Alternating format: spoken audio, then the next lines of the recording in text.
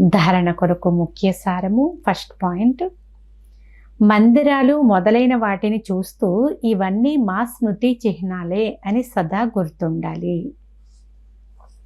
ఇప్పుడు మళ్ళీ మేము ఈ విధముగా లక్ష్మీ నారాయణుల వంటి ఉన్నతమైన దేవతలుగా అవుతున్నాము అనే సంతోషంలో కూడా ఉండాలి.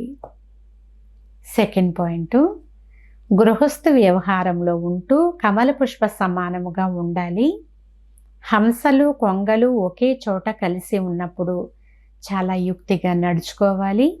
అలాగే చాలా సహించుకునే శక్తి కూడా ఉండాలి. ఈరోజు వరదానము, ఏకత మరియు సంతుష్టతల సర్టిఫికెట్ ద్వారా సేవలలో సదా సఫలత మూర్తుభవ. సారాంశము, సేవలలో సఫలతామూర్తిగా అయ్యేందుకు 2 విషయాలు గమనం పెట్టుకోండి. ఒకటి, సంస్కారాలను కలుపుకునే ఐకమత్యము. రెండవది, స్వయం కూడా సదా సంతుష్టముగా ఉండండి.